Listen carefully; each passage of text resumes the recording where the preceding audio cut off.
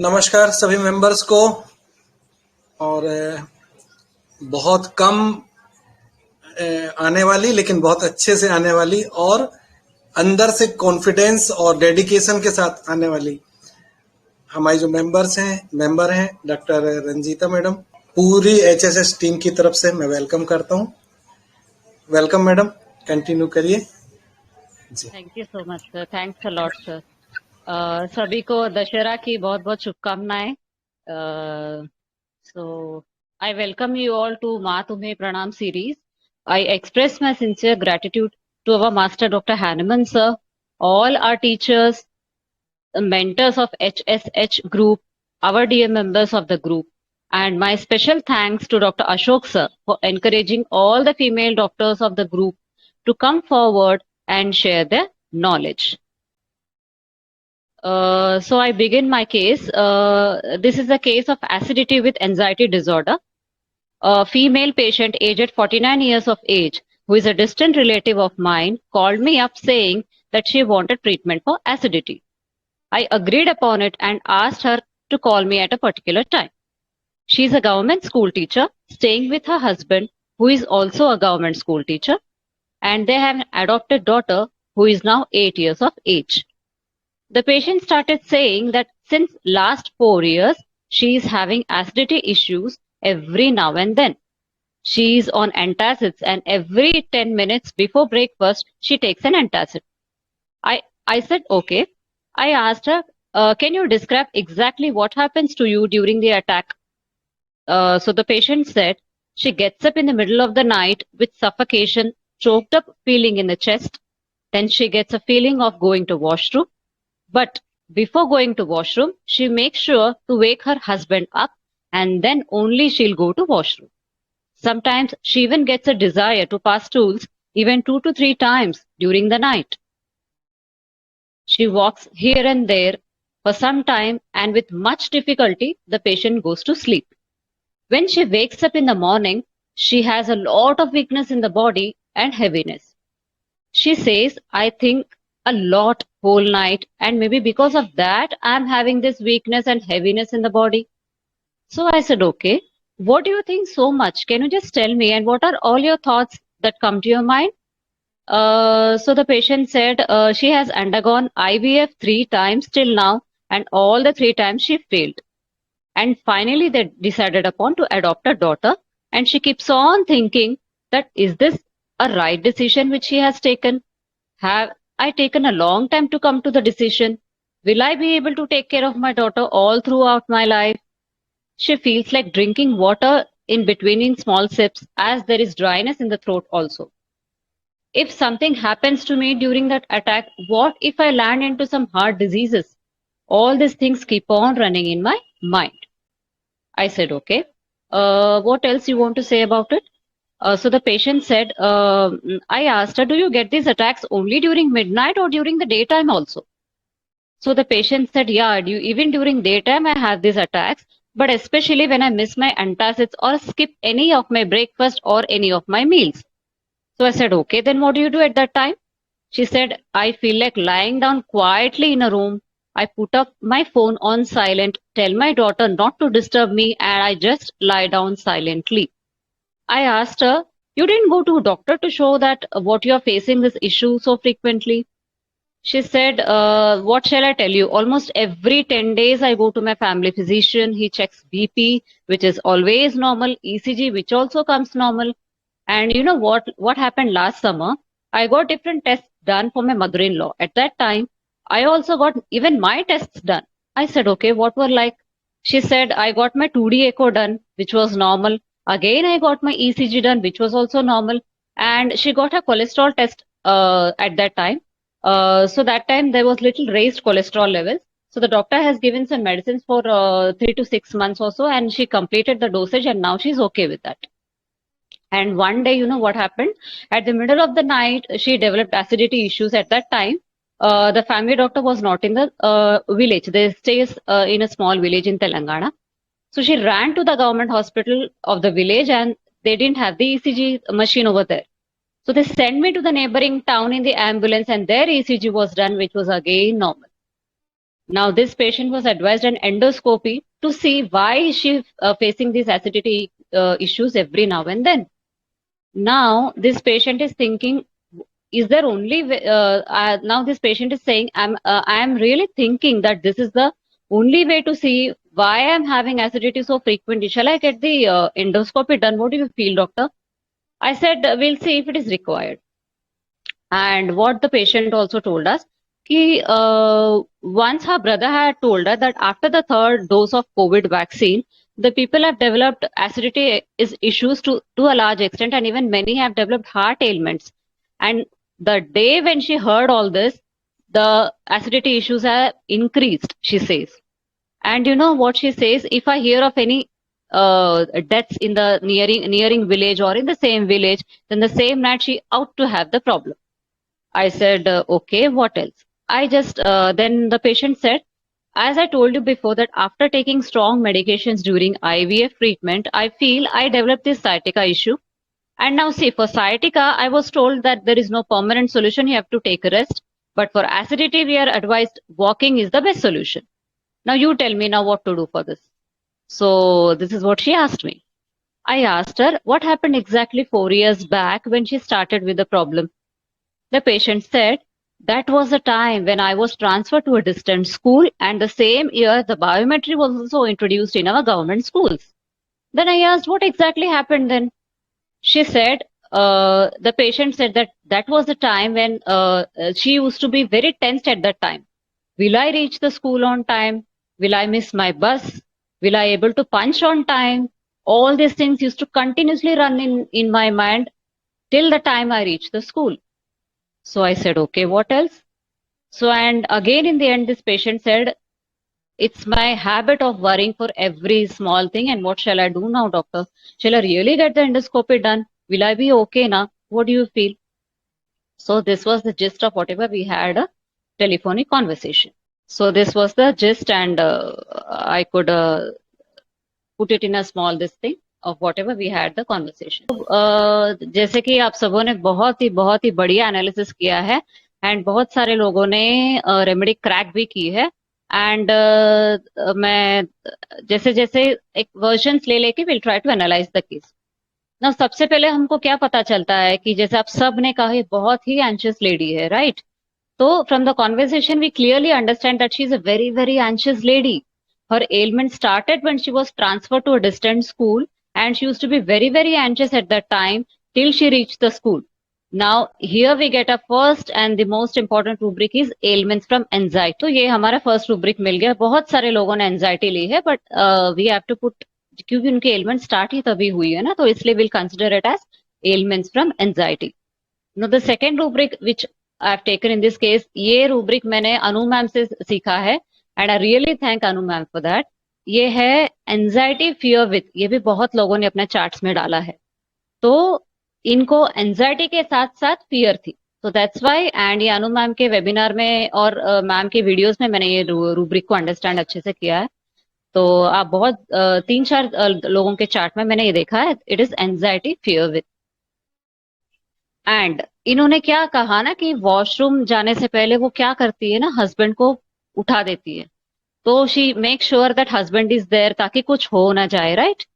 तो ताकि कुछ हो ना जाए वाला क्या है, ये फियर है ना. तो यहाँ पे क्लियर कट हमको फियर देता है, फियर हैपन समथिंग विल.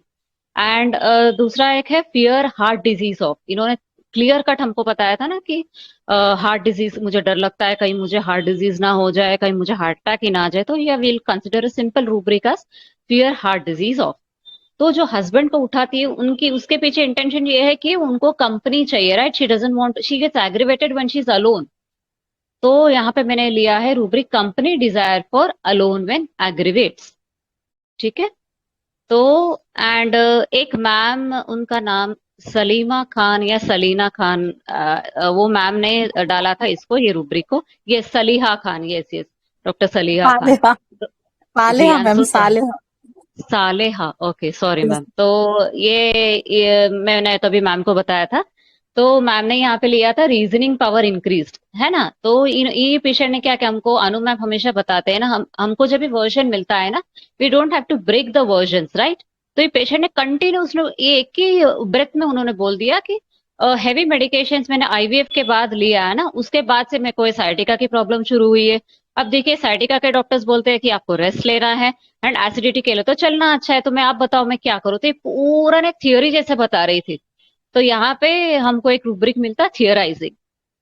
ठीक है, तो ये हम रीजनिंग पावर इंक्रीज क्यों नहीं है, क्योंकि रीजनिंग पावर में वो रीजन तो देता है लेकिन वो इतने पावर के साथ बताता है कि हमको बड़े क्या बोलते हैं, हमको मतलब सरेंडर होना ही नहीं बाबा, कितने पावर से बता रही है।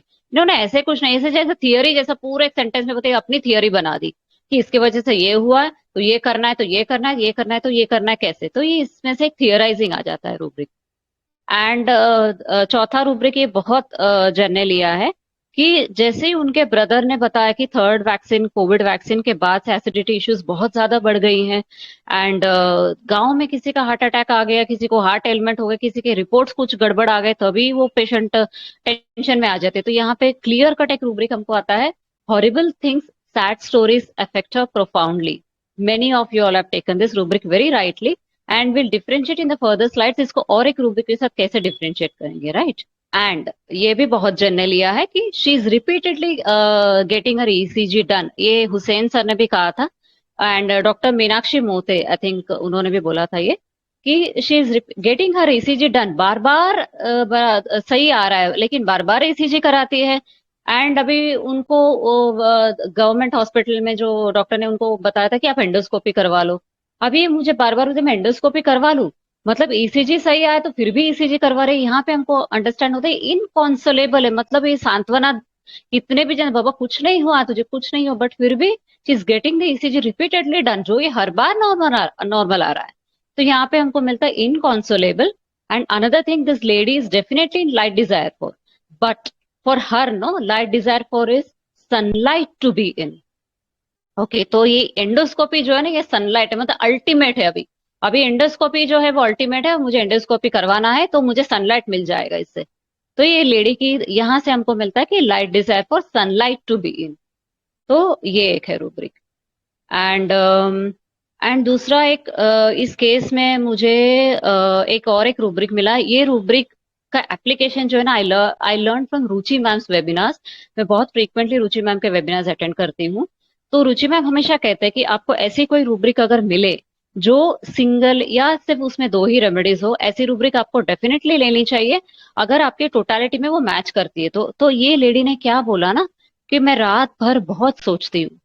तो मैंने कहा क्या सोचती हो, तो पेशेंट कहती कि मैं यही सोचती हूँ कि मैंने एक तो इतनी देर लगा दी मैंने अडॉप्ट करने में, मैं जब 41 ईयर्स की थी, तभी मैंने अडॉप्ट किया, मेरी बेटी अभी सिर्फ 8 साल की है, तो क्या मैं उसके साथ लास्ट तक रह पाऊंगी, क्या मैं मैनेज कर पाऊंगी अगर मुझे इसके दौरान कुछ हो गया तो ये सब क्या कर रही है ना ये लेडी, ये she is introspecting. And introspect कभी कर रही है, इंट्रोस्पेक्टिंग नाइट। ओके, तो यहाँ पे हमको क्लियर कट इस केस में अंडरस्टैंड होता है this lady she is introspecting on her decisions. तो हियर थोड़ा सा हम अंडरस्टैंड करेंगे कि इंट्रोस्पेक्शन का मीनिंग क्या है। तो meaning of introspection is the examination और observation of one's own mental and emotional processes. यहाँ पे हमको एग्जाम्पल्स ये मिलते हैं कि where introspection can be used or after an argument we can use introspection to reflect on our contribution to the conflict, and introspection is a valuable tool for truly understanding yourself. Now this lady is introspecting, हम क्या करते हैं ना, introspect करते हैं, we meditate on our own decisions। तो ये lady continuously सोच रही क्या ये सही है क्या नहीं है, मैं क्या ये कर पाऊंगी क्या नहीं कर पाऊंगी, मैंने इतना टाइम लगा दिया है, ये क्या है। तो she is doing nothing but introspecting. And also introspecting night, she's doing it night, and also night जो है ना we can take it metaphorically also, I was lucky enough to get this rubric in this case। so what this lady was introspecting on her decision of adopting a daughter when she was 41 years of age। now this rubric can also be taken metaphorically, the night word can be taken metaphorically। how? Night is that phase of the day where we wind up for the day and we go to bed to take rest। if we apply analogy of night to our life, night indicates that phase of life where we are done with our responsibilities and now it's time to sit back। Okay, now this lady has taken IVF 3 times, she didn't succeed and then decided to adopt a daughter। अभी उसने क्या किया, तीनों बार IVF ले लिए, वो IVF fail हुआ and चौथी बार she reach the decision to adopt a daughter. तो डॉटर तो अडॉप्ट कर लिए, मतलब वो उनके लाइफ का फेज अभी नाइट पे पहुंच चुका है, अडॉप्शन हो गया है ना, अभी सोच रही है कि ये क्या मैंने सही किया, क्या नहीं किया, क्या मुझे पहले करना चाहिए था। तो ये इंट्रोस्पेक्शन नाइट इस लेडी के लाइफ के लिए भी अप्लाई होता है, metaphorically also. So we can apply introspection night in two ways, both physically as well as metaphorically here. Now, the most important and the singular rubric, ये doctor Savita मुंदाड़ा ma'am ने एकदम अच्छे से पकड़ा है इसको। The lady very clearly told us, now when she gets suffocative attacks, she is scared that she will die. मैंने उनको पूछा भी, आपको जब भी suffocative attacks होते हैं तो आपको क्या फील होता है, आपको ऐसा लगता है कि आप मर जाओगे? And I have literally confirm this, तो पेशेंट ने कहा हाँ मुझे बिल्कुल लगता है। तो ये एक सिंगल रेमेडी रूब्रिक है, fear death of suffocation from. तो आई होप आप सबको रेमेडी पता चल गई है। I gave her Spongia 200, 3 doses on 3 consecutive nights followed by SL. Okay, तो इनको जैसे मैंने स्पॉन्जिया दिया, एक हफ्ते तक शी वॉज ओके, एंड एक हफ्ते बाद इन्होंने क्या किया, पिछले 4 साल से इन्होंने एक भी बार एंटासिड छोड़ी नहीं थी। Every day she used to take antacid 10 before breakfast. लेकिन एक हफ्ते बाद इन्होंने किया, मैं ट्राई करके देख एंटासिड अगर मिस कर दूं, तो ये ख्याल ही नहीं आया था उनको कभी। तो जैसे ही हमने स्पॉन्जिया दिया उसके एक हफ्ते बाद उन्होंने सोचा मैं आज स्किप करती हूँ। उन्होंने एक दिन एंटासिड जानबूझ के स्किप कर दिया। उस दिन शी वॉज ओके, ऐसे नहीं कि पूरा ठीक था, बट यू नो थोड़ा सा उनको लगा कि नहीं ठीक है, I am able to manage. जैसे उस हफ्ते 2-3 बार उन्होंने किया ऐसे कि अरे मुझे तो कुछ नहीं हो रहा है। तो एक बार ऐसे हुआ था कि बीच में कोई तो रिलीजियस फंक्शन हुआ था, तो वो रिलीजियस फंक्शन के टाइम पे इस लेडी ने क्या किया कि 4 बजे तक she could not have her lunch. तो उस दिन 4 बजे डायरेक्टली लंच किया, तो उस दिन without any single antacid she was just fine, सिर्फ एसएल। तो she was just okay with that, and the next day she gave me a follow. And I'm sorry मैंने एक ब्रेक यहाँ पर मिस कर दिया। इन्होंने ऐसे भी बोला था ना हमको कि जब भी उनको जब भी अटैक डे में आता है तो क्या होता है, तब उन्होंने क्या बोला था हम लोगों को कि मैं एक रूम में जाके शांत सो जाती हूँ, मुझे कोई डिस्टर्ब ना करे। शांत शांत तेलुगु में लिया था, इसका मैं एक्सप्लेन नहीं कर पाई, तो उसका मेन प्रशांत से ऐसे शांत ऐसे लंबा शांति से मैं सो जाऊं, एंड मुझे कोई डिस्टर्ब ना करे। फोन साइलेंट पे रख देती हूँ या वाइब्रेशन पे रख देती हूँ। मैं चाहती हूँ कि डॉटर डिस्टर्ब ना करे। तो यहाँ पे हमको मिलता है quiet wants to be tranquility desires. यहाँ पे क्लियर कट रूब्रिक मिलता है हम लोग। ओके, तो हम लोग थोड़ा सा समझते हैं कि स्टॉलवर्ड्स इस बारे में। तो एक और कन्विंसिंग पॉइंट है कि रूब्रिक्स तो हमको मिल गए, बट क्या मेटी रेमेडी का भी यही कहता है इस रेमेडी के बारे में? तो will just try to understand a bit what stalwarts want to say about Spongia. तो first of all doctor Kent कहते हैं, when the remedy produces anxiety, fear and dyspnea which is found in spongia, it will most likely turn to be a cardiac anxiety. In this drug, we find without any cerebral symptoms, marked anxiety, fear of death and suffocation associated with palpitation and uneasiness in the region of the chest. There is a sense of stiffness and fullness in the cardiac region in the chest with fear of death, future dreadful is going to happen. जैसे ये patient ने बिल्कुल इसी words में explain किया है हमको। Doctor William boric क्या कहते हैं? The patient awakens suddenly in the middle of the night with pain and suffocation, is flushed hot and frightened to death. This is what exactly we have seen here. तो हम थोड़ा सा इसको DD करते हैं, जो क्लोजली रेमेडीज हमने देखी है, राइट? बहुत लोगों ने यही क्लोज डीडीज हमारे केस में बताई थी। तो सबसे पहला डीडी है कैलकेरिया काब। ओके, तो कैलकेरिया काब में भी horrible things, sad stories affect profoundly है, and Calcarea is also there in light desire for. But Calcarea को कैसे हम डिफ्रेंशिएट करें इसमें? Calcarea has got light desire for delirium with, okay, but अब ये light desire for delirium with जो है ना, इसका सपोर्टिंग कैलकेरिया में क्या आता है ना? Anxiety, hypochondriacal mania to read medical books, ये इसका सपोर्टिंग आएगा आपको। क्योंकि मेडिकल बुक्स तो आजकल everybody is on Google, everybody searches in Google, and लोगों को गूगल में सब कुछ पता चलता है क्या है क्या नहीं। तो Calcarea will try to search like that in the anxiety attack. वो गूगल पढ़ के अरे इसका ये तो नहीं, उसका वो तो नहीं। बट यहाँ पे हमको ये बिल्कुल भी लगाने की, इस लेडी ने कहीं पे भूख पड़ा है, इसको हमेशा लाइट डिजायर तो है सनलाइट, मैं डॉक्टर के पास जाऊं टेस्ट करा लूं, डॉक्टर के पास जाऊं टेस्ट करा, खुद इतना एंजाइटी में मैं ये बुक पढूं वो बुक पढूं, ये हमको दिखा नहीं था। एंड दूसरा एक डीडी है कैलकेरिया में, there is extreme fear of dark, इस लेडी में फियर ऑफ डार्क नहीं, there was fear of dark, मतलब क्या होगा पता नहीं, क्या होगा पता नहीं इज डार्क। बट यहाँ पे हमको पेशेंट ने क्या बोला, फियर किस चीज का, she was very sure of it ना, तो फियर हार्ट डिजीज था, फियर हैपन समथिंग विल था, fear of dark was not there in this patient. And another thing no, now this lady has adopted has undergone IVF for 3 times. You all must have imagined कितना उसके lakhs of rupees गए उसमें, and then finally she adopted a daughter. और Calcare is such a financially insecure drug, वो इतना fear poverty में रहता है, वो इतना, और वो एवराइज भी होता है, वो इतना पैसे खर्च करके 3 बार फेल होने के बाद भी आईवीएफ करेगा नहीं, राइट। एंड दूसरी बात, Calcarea is a very industrious and a busy remedy, and वो आइडलनेस, उसमें एक रूब्रिक है सैडनेस आइडलनेस फ्रॉम, तो वो पेशेंट जब भी टेंशन में रहता है ना, वो आइडल रह ही नहीं सकता। ये पेशेंट ने क्या किया, जैसे ही उसको अटैक आने लगा ना, शांत जाके सो जाती थी कि ताकि मुझे डिस्टर्ब ना करे, तो quiet wants to be tranquility desires is not there in Calcarea, तो वहां पर भी Calcarea is ruled out. And another thing, a lot of people have cracked here was Ruta. Now we'll say how Ruta is differentiated, right? So Ruta has got horrible things, sad stories affect her profoundly, and also Ruta is there in light desire for sunlight to be in. But light desire for sunlight to be in of Ruta is supported by rubric which is pedant. Pedant in the sense, हम लोग word meaning देखें अब now, our spongia is not there in pedant, but Ruta is there in pedant, right? So we'll understand a bit of what is pedant. The word meaning of pedant is, a pedant is the one who is excessively concerned with minor details and rules or with displaying academic learning.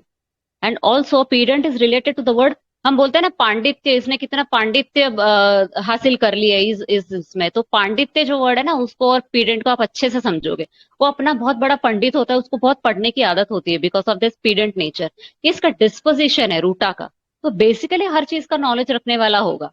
And Calcarea क्या करता है, वो जब anxiety में होता है तभी there is मैनियाकली reads book करेगा, मतलब पागलपन की हद तक बुक्स रीड करेगा जब वो एंजाइटी में रहता है, वो भी कब, when there is starting at the prick of the needle, वो टाइम पे ही वो तब तक वेल्थ में रहेगा, और फिर बाद में जब भी उसको ऐसे प्रिक आ गया कि नहीं देयर इज समथिंग हैपनिंग, फिर जाके वो एंजाइटी में ही start reading books. And Ruta is basically disposition is pedant, तो वो उसकी आदत है सारी बुक्स रीड करने की, एंड पांडित्य हर चीज में वो बना लेता है। And Ruta is also there in hindered feeling, तो ये pedant is not there in Spongia. Horrible things are there. Light desire for sunlight to be is there in spongia, but also Ruta you can say hindered feeling, which is not at all there in our case. So here Ruta is also ruled out and CC is also ruled out. Okay, and now we'll do a DD between very important rubrics. Horrible things, sad stories affect her profoundly, and impressionable में हम बहुत ज्यादा confuse होते हैं, मैं खुद भी confuse बहुत होती हूँ इसमें, तो थोड़ी सी पढ़ने की कोशिश की मैंने, तो हमको ये पता चलता है। हम लोग वर्ड मीनिंग देखते हैं इम्प्रेशनेबल का क्या है। The word meaning of impressionable is easily influenced. An impressionable person is easily influenced, he can be greatly changed by his or her experiences. हम किसी के बिहेवियर से या किसी के मैनरिज्म से इतने इन्फ्लुएंस हो जाते हैं कि हमारे लाइफ में चेंजेस आने लगते हैं उसकी वजह से। Example, when someone makes an impression on you, you remember them always. Children are highly impressionable and susceptible to advertisements. हम देखते हैं ना, जैसे वो एडवर्टाइजमेंट देख लिया किसी बच्चे ने, वो तुरंत इन्फ्लुएंस होकर अरे मुझे भी ऐसे करना है। तो जैसे we all are influenced by Ratan Tata sir and Sudha Murthy, हम उनकी बुक्स पढ़ते हैं, उनकी फिलांथ्रोपी एक्टिविटीज कितना फॉलो करते हैं ना, ये चीजें जो है ना हमारे दिमाग में एक इम्प्रेशन बना दी है, and they have put a strong impression on our minds, and we try to inculcate some of the good qualities like them and implement them in our lives, right? Whereas horrible things, sad stories affect her profoundly are the incidences or the happenings which are seen in our surroundings, which have a great impact on our state of minds. And we have seen in this case like the death of somebody in the village due to heart attack, and the increased risk of acidities after COVID-3 vaccines, as told by her son, तो as told by her brother, sorry. तो ये चीजें ना, ये situations थी, वो situations की वजह से वो लेडी इतनी हॉरिफाई हो गई ना, वो इंसिडेंसेस उसके दिमाग में बहुत हावी हो गई थी। यहाँ पे तो इम्प्रेशनेबल अप्लाई नहीं होगा, यहाँ पे applicable rubric is horrible things, sad stories affect profoundly, so impressionable can not be applied here. Okay, and another thing, बहुत हम इसमें भी बहुत ज्यादा कंफ्यूज होते हैं, जैसे introspection I applied in this case. तो इंट्रोस्पेक्शन का हम डीडी कर सकते हैं कि delusion wrong done he has, ये भी कुछ कुछ लोगों ने कहा है ऐसे। लेकिन रॉन्ग डन में क्या होता है ना, the patient actually believes that she has done wrong, क्योंकि it's a delusion, she has believe that I have done wrong. तो the patient actually believes that she has done wrong, and she will say that I have done wrong by adopting a girl child at the age of 41 years. But here she was just thinking whether it was a right decision or no. She did not say कि मैंने गलत किया है, मैंने गलत किया है, ऐसा नहीं बोला। उन्होंने बोला क्या ये सही है या गलत है, या ऐसे होना चाहिए था या वैसे होना चाहिए। तो वो इंट्रोस्पेक्ट, मेडिटेट कर रही है अपने थॉट्स को लेकर। तो यहाँ पे ये इस रूब्रिक के साथ डीडी कर सकते हैं। एंड दूसरा डीडी है सेल्फ रिप्रोच। तो reproach is to express one's disapproval और of disappointment in their actions. तो वो डिसअप्रूव मतलब खुद को ही ब्लेम करेगी, यार मैंने गलती कर दी ऐसे करके, ये वाला मैंने गलती कर दी। तो ये सिर्फ खुद को ही दोष देगी एंड खुद ही डिसअपॉइंट होगी अपने डिसीजंस को लेकर। यहाँ पे this lady never expressed any disapprovement और disappointment, and she never took a blame on herself as to why I adopted. Again यहाँ continuously she was just saying, is it okay, was it a right decision that I've taken, क्या ये सही था, क्या ऐसे करना चाहिए था या नहीं करना चाहिए था। तो इंट्रोस्पेक्शन, सेल्फ रिप्रोच और delusion wrong done he has में हमने ये डीडी कर दिया। सो ये था मेरा case. I hope you all are convinced why we gave Spongia to her, and if you have any doubts, to my knowledge I will be able to clear. कोई doubts होगा तो आप प्लीज पूछ लीजिए। Good I evening hope ma'am. all are convinced. Good evening, good evening. हाँ ma'am, इसमें जो बच्चे की बार बार बोल रही थी कि बच्चे का कुछ क्या होगा, वो रूब्रिक कंसीडर नहीं किया anxiety children about? Sir basically अगर एंजाइटी चिल्ड्रन अबाउट अगर कंसिडर करेंगे ना, तो वो एक उतने की लेवल का, ये लेडी बेसिकली एंशियस ही लेडी है सर। सो आप अगर एंजाइटी चिल्ड्रन कंसिडर करेंगे, आप एलिमेंट्स फ्रॉम एंजाइटी हमने ऑलरेडी ले लिया है वहां पे। तो basically she is very anxious. It is not that only she is anxious about her child, ऐसा नहीं है ना सर। हर चीज में एंशियस, हर छोटी छोटी बात में एंशियस हो जाती थी वो। तो इसलिए we have consider a broader rubric rather than coming to the short rubric sir.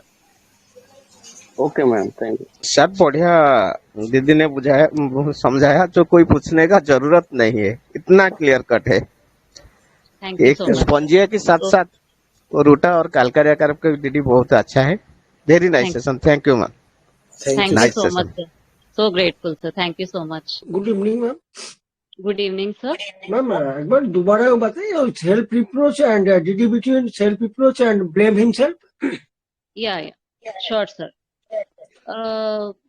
Self reproach is nothing but expressing one's disapproval और disappointment in their actions. Reproach अरे खुद को ब्लेम करता, अरे ये मैंने गलत कर दिया, अरे ये मैंने गलत, खुद को ही बोलेगा मैंने गलत कर दिया, मैंने गलत कर दिया। तो व्हाट दिस लेडी ना, ये लेडी ने ऐसे कभी हमको बताया नहीं कि मैंने गलत कर दिया, गलत कर दिया। वो सिर्फ ये सोच रही है कि क्या मैंने गलत किया, क्या मुझे ऐसा करना चाहिए था, क्या मैंने अडॉप्ट किया इस एज में, क्या ये सही है, क्या क्या खुद को ही सवाल पूछते जा रही, खुद को ही मेडिटेट कर रही है सर। तो उसने ऐसा नहीं बोला या मतलब she is not disappointed bye her decision of adopting a daughter. ये डिसअपॉइंट नहीं हुई सर। तो वहां पे डिसअपॉइंटमेंट होगा, सेल्फ से ही डिसअपॉइंट, यार मैंने गलती कर दी, ऐसा नहीं करना चाहिए था, ये वाला शेड नहीं था सर इस केस में।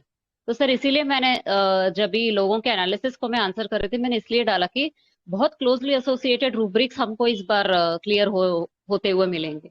तो ये वन ऑफ द रूब्रिक्स था sir, self approval, self disapproval and impression, this one introspection, self reproaching and introspection. तो आपने बहुत किया है, ये बहुत अच्छा किया है। Wrong down and introspection and self reproach बहुत गलत हो जाता है तीनों रूब्रिक में। जी सर, जी sir, thank you sir, thank you so much Thank सर, you, thank ma'am. You, Thank you, sir. Thank you Thank you, sir. Thank you everyone.